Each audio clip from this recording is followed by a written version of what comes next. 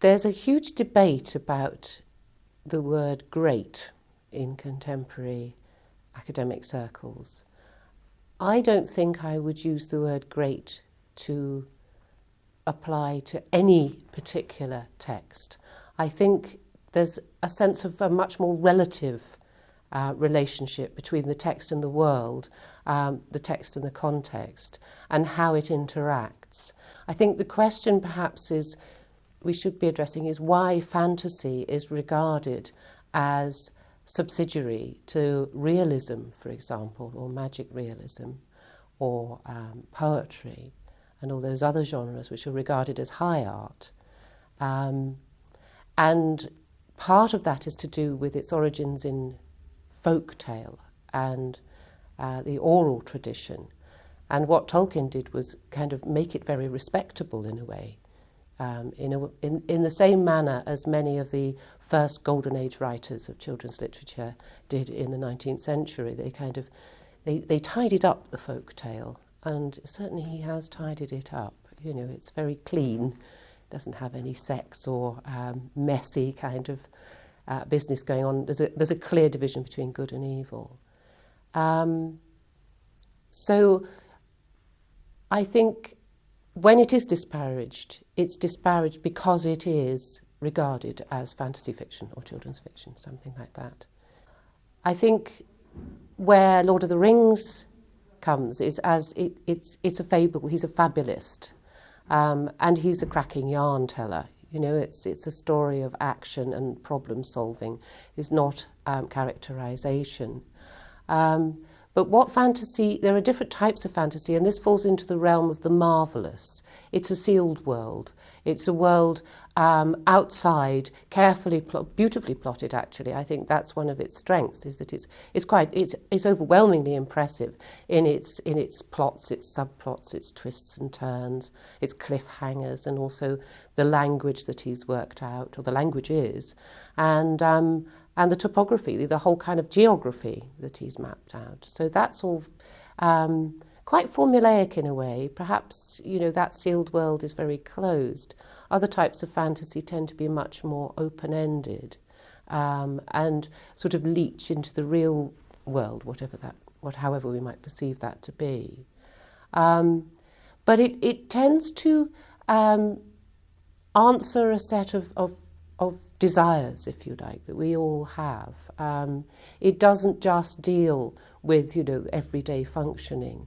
It does tap into deeper emotional and psychological depths, I think, and that's what's interesting about it. Not necessarily in the characters, but in the kinds of settings. For example, the ending of The Lord of the Rings, where the boats sail off towards the Grey Havens, towards kind of the Isles of the Blessed, or however one might want to see that kind of other world. That desire for some sort of numinous space beyond death, which people are constantly questing for and never actually achieving, in a sense, because there is no answer on this side of death. So all those uncomfortable uncertainties are addressed. And it seems to be that Lord of the Rings is a very elegiac trilogy, really. There's a lot of death, there's a lot of farewells, and The Return of the King is actually full of sorrow. It's actually not so much a happy ending as Tolkien might have suggested in his essays on fantasy. Well, it's very much an England of the mind, isn't it? I mean, that's very the same as C.S. Lewis's kind of endeavours in Narnia. It sits alongside England and the outside world, and you know, the further away you go, the wilder it gets. You know, so here we are in the middle of England, in the middle of the British Isles, in Oxfordshire, and there's this the Windrush River, which I always think of as the Withy-Windle. You know, it's this kind of beautiful winding little brook. It's all very kind of tidy and garden-like. It's Garden of Eden. It's kind of nice, sort of simple, the good life, which is very naive because, of course, all agriculture is always ordered and organised by, and industrialised, in fact. But, you know, these sort of simple, horny-handed sons and daughters of toil, the hobbits, getting on with their lives, not thinking about politics, not thinking about anything, because you don't need to worry your little head about that until things start to go wrong. And then the big boys and girls come along and say, look, you better get involved. So I see the Shire as being this kind of, and Middle Earth as being Middle England, really.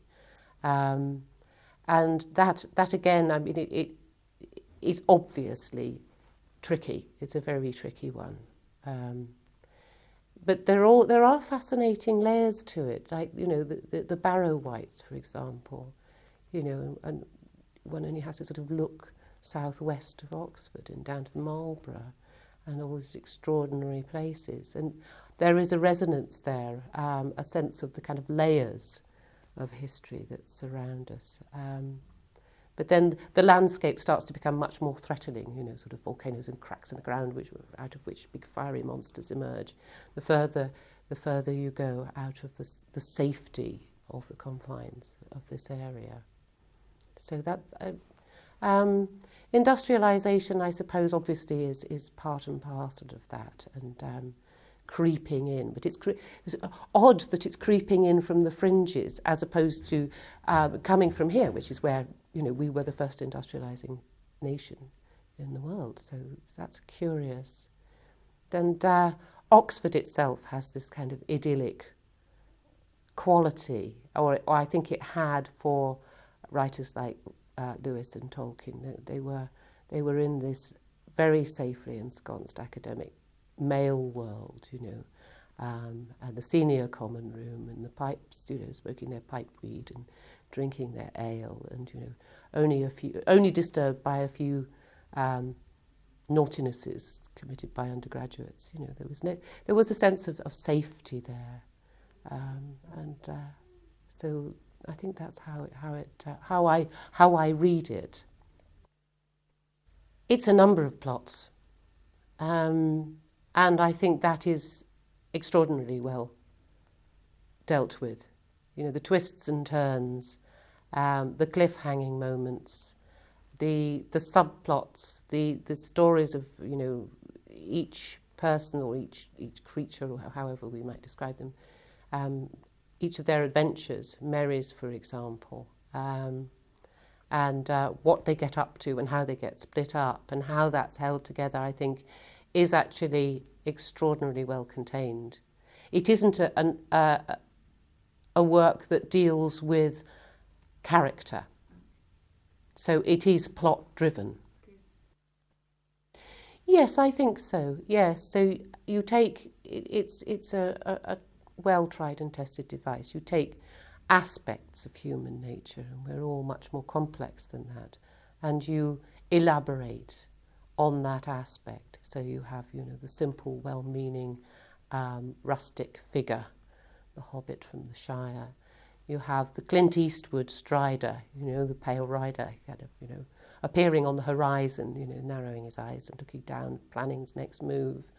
You can see these, you know, in a very kind of basic formalist way, cropping up all the way through fables, allegories, and into westerns and movies, and it's something that he's lifted directly from folktales. And there's the national hero figure, you know, so whether that's resisting the powers that be, like Robin Hood, or whether it's St. George and the Dragon, or whether it's King Arthur and Merlin, you know, they're all borrowed, but we all have a kind of stock of those, and we respond. That's where we respond in a very formulaic way. That's where we become a very passive set of readers. It's where we start to respond in a more complicated way is in relation to baddies like Gollum, you know, because Gollum is delicious, and Gollum is believable, and Gollum is also, his plight is credible. We start to relate to him, and also that happens to a certain extent with Wormtongue, And it happens with Frodo and Bilbo, that there's something else going on there, something that's changing them. And it may be a force of evil, but it may just be, that they've fallen on hard times. We can understand and sympathise that they're but for the grace of God. And I think that's quite interesting. They're not just pure evil. And that's where the negotiation and the slipperiness of any text appears. That's where I think books start to really appeal to me, is where when they get out of the formula and start doing all that other stuff with identity, which isn't as fixed and as easy as we sometimes portray it. Well, undoubtedly, and I'm not at all an expert on that kind of English. I mean, it was the shape of Oxford English, and he was very much part and parcel of that. He knew his onions, really well, and you can see the little figures from Celtic mythology and so on, walking through the pages of the book. But you can also, and many of the peripheral characters crop up. I mean, I mentioned Eowyn several times, partly because she's one of the few women who actually does anything apart from, be gracious and be allied with nature. And she obviously has this kind of slightly Valkyrie-like aspect to it. She's a rider and she goes into battle. But also you have the old Celtic fertility goddess figures.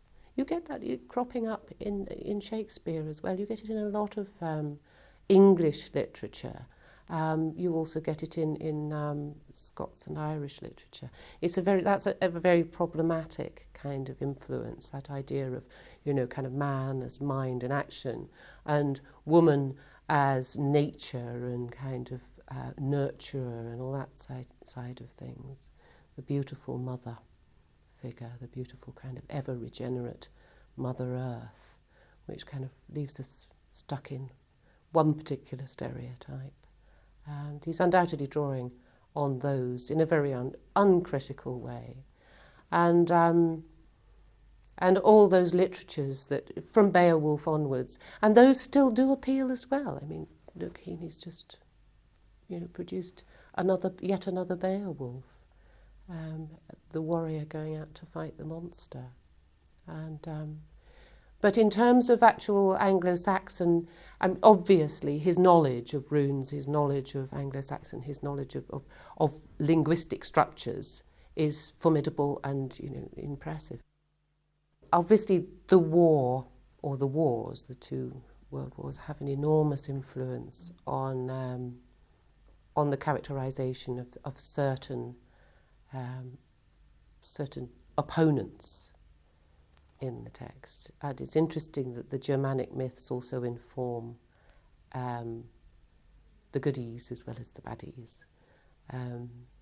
But I think you can look at race, and you can look at difference, and you can look at age, and you can look at gender, and you can say, right, those are all very simply structured and othered. They're outsided. And again, that's a very kind of colonial enterprise. You construct the idea of the place where you are located as being good, and anything beyond its boundaries as being bad.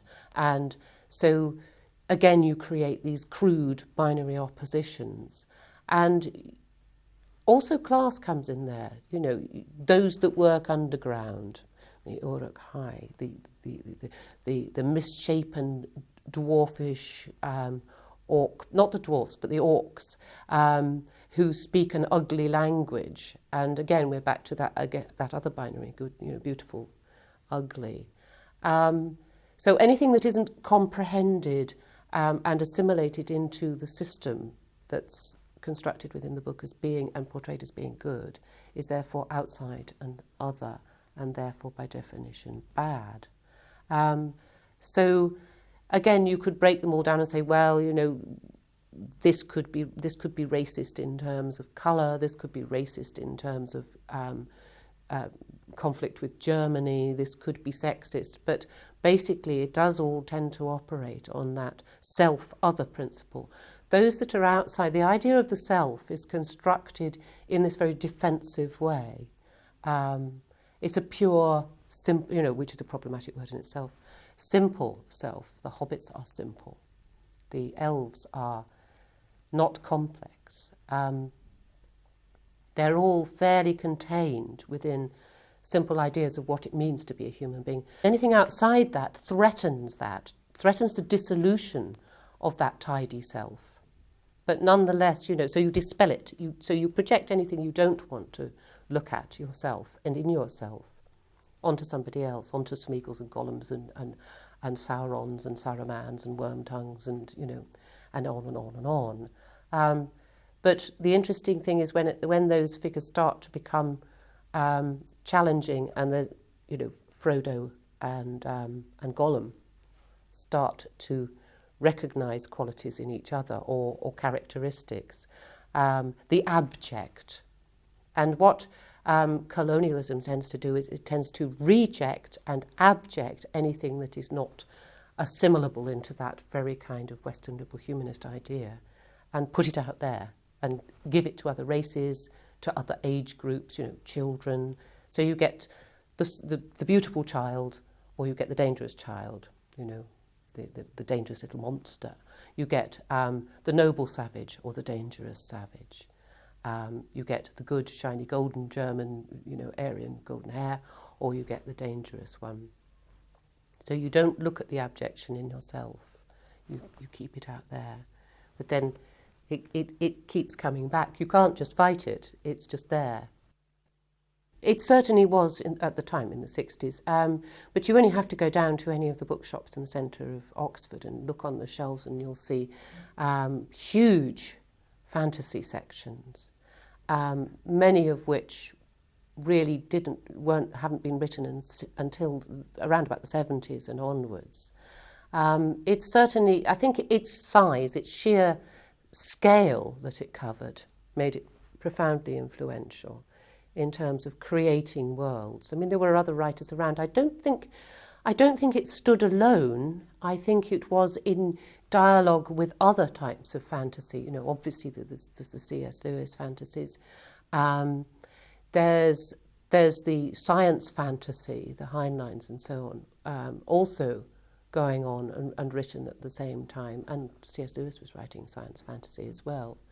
And you do find that the basic kind of worlds that it's constructed crop up over and over again. You find certain types, like the hobbits, cropping up. There's a lot of stealing. There's always cross-fertilisation. No book sort of sits in its sort of isolated little pocket and doesn't influence anything else. But because of the sheer scale of it, I think it did generate a lot of copies and a lot of pastiches as well. Terry Pratchett, I don't think, would have been writing if it hadn't been for Tolkien. And it's quite interesting because it is significantly free of irony and, can be taken terribly seriously. And so it's wonderful that people can actually tease out the more po-faced aspects of it and play with it a bit, It's interesting about having moral messages in work. I mean, I actually visited all the Abbey and the places where Tolkien spent a lot of time, and in fact met people who knew about his visits to these places. Yes, he was a deeply Christian person. I'm not convinced whether he fully intended any Christian or moral message to come through in Lord of the Rings. I just rather feel he was having a dig at the real world, rather than sort of trying to say that Christianity was perhaps, or any sort of moral message was the answer. I just think he was having a dig, and a very clever dig at real people, real world, and real happenings, and foretelling quite a lot of danger and things that were going around. I mean, I've actually stood, on the top of the hills, looking down at what could lovingly be called Middle Earth, which is the car factories and things. You think, yeah, he certainly was trying to say something. I'm not sure whether he was trying to be moralistic, although he had very, very strong opinions. I don't know. That's a difficult question always to answer. It's like, should we keep Shakespeare? And I certainly think people should read it. I think there are moments where it is pure poetry, and for that reason, I would always, when a text starts to become poetry, there's a big question at the back of this: what is poetry? But I know what I mean by that in this context. When a text starts to do that, then it's worth reading, because the language of the text starts to transcend the structure, the plotting, all those other kind of formal principles. I think there are tremendously moving moments. The funeral pyre of Theoden King, the Grey Havens moment, the meeting with the Ents. They all have a music, an oral quality to them. It's where the storyteller starts to become part of this bardic tradition which is carrying on, and which poetry does continue to thrive on, where the texture of language starts to move us and starts to sing. And he's very sensitive to that. He has the poetic inspiration of the great northern epics behind him, and you can see that in his writing technique at those moments. And for those reasons, I would keep it. I would keep that. That sense of yearning for something is always an important element, that we shouldn't just look at where we are, that we should recognise that we have these yearnings, and we also have these adventures in our lives and problem-solving moments. So for those reasons, I would like to see it continue.